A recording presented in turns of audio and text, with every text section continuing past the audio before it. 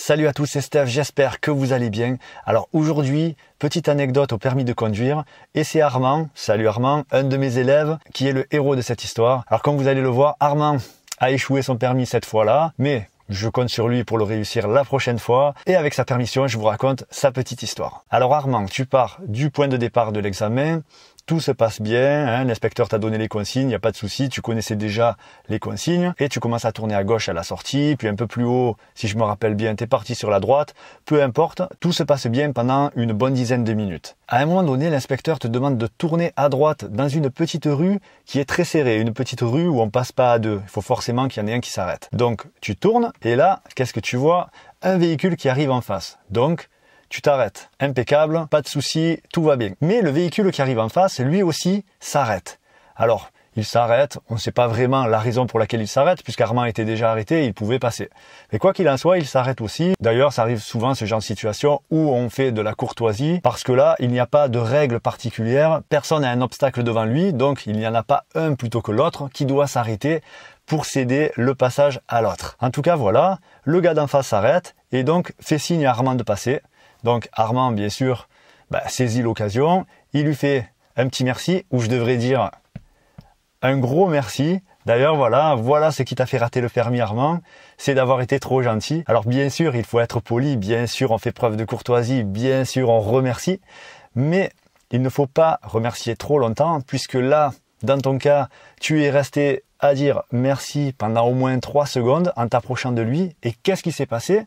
Vu que tu le fixais, eh bien, je pense que vous le savez tous, lorsqu'on fixe quelque chose, on est aimanté vers ce quelque chose ou ce quelqu'un qu'on fixe.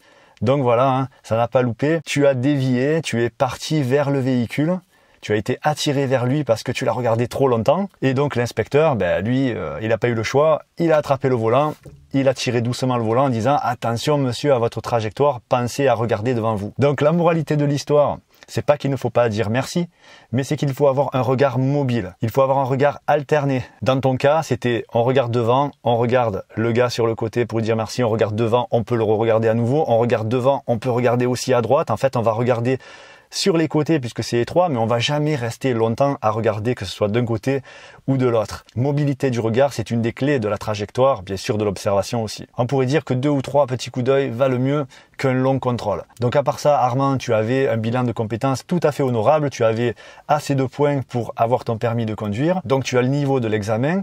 Cette erreur au final, c'est un petit rappel à l'ordre d'un défaut qu'il faut absolument corriger au plus vite pour ta future vie de conducteur. On pourrait même dire que c'est un mal pour un bien dans un sens puisque ça t'évitera de commettre cette erreur une fois que tu auras ton permis et donc d'avoir un accident. Voilà, donc j'espère que cette petite anecdote d'Armand vous servira, vous ouvrirez les yeux sur le fait qu'il faut bouger ses yeux, qu'il ne faut pas fixer. Armand, on se retrouve dans la semaine pour une petite conduite car tu vas repasser ton permis dans peu de temps. Je sais plus si c'est cette semaine ou la semaine prochaine. Et quoi qu'il en soit, on est tous avec toi, que ce soit moi ton moniteur ou que ce soit tous ceux qui t'écoutent, on est tous avec toi. Moi j'espère que ça te mettra pas trop la pression. Et voilà tout le monde, on se retrouve bientôt pour une nouvelle vidéo. N'hésitez pas à liker, à partager.